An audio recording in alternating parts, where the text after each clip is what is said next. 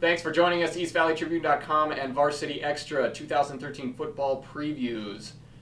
The Chaparral Firebirds, a team which went a school which underwent, if I could speak, a bit of a transformation a couple years ago. Powerhouse, basically borderline dynasty at the 5A2, 4A1, 5A2, and even Division II level. Coach Charlie Regal goes to U of A. Offensive coordinator Dave Huffine comes in last year. They go back to the playoffs. But it seemed like it was a rebuilding year. Like there were a lot of different things. You know, new quarterbacks, obviously. No more Devontae Neal. There was a lot of just overall changes, not just on the roster, but the way they did some things schematically. And it was a quote-unquote struggle by Chaparral standards.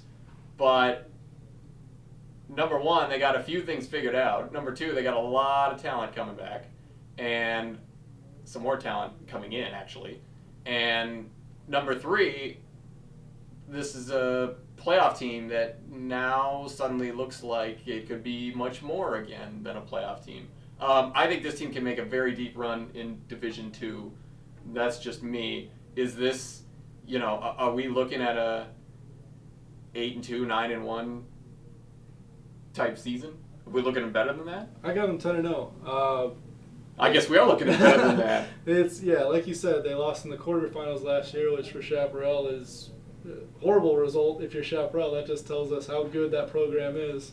But like you said, with Tyler Wiley and Trevor Wood and Sean Paul Brophy coming back, then you got Elijah Castro transferring in, Izzy Simpson coming in. You got 3 Division I wide receivers. You got a big-time running back. Everything's lined up for Chaparral. Good line, it seems like. Yep. Defensively, they got some players back. Wiley's a really good defensive back. So, they got Saguaro on the schedule, Marcos Deniza, Desert Mountain. So, it's not the easiest schedule, but I think they're going to be really good. I think they might be the favorites with Simpson coming in with all those weapons offensively. They got a good defense, good balance.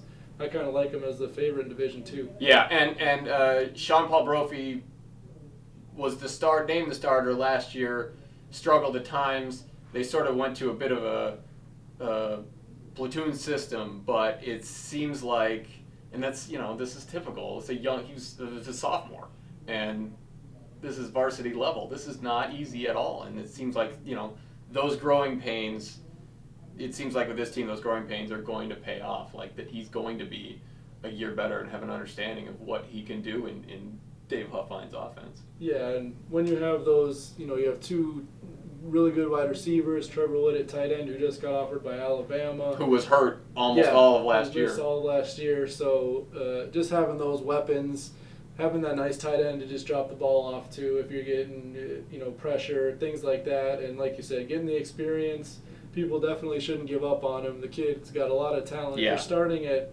Chaparral as a sophomore. You're a talented kid. So I think he's going to have a breakout year, and I don't think quarterback's going to be a problem for them at all. Yeah, and they have a 1,000-yard rusher who's back in Emerson Carruthers in the backfield. So there's plenty of balance and there's plenty of talent here. I think the Desert Mountain game is going to be a real struggle for him, but I could see this team being a 9-1, even a 10-0, but a 9-1 team for sure. And, I would have no problem penciling him in for the semifinals.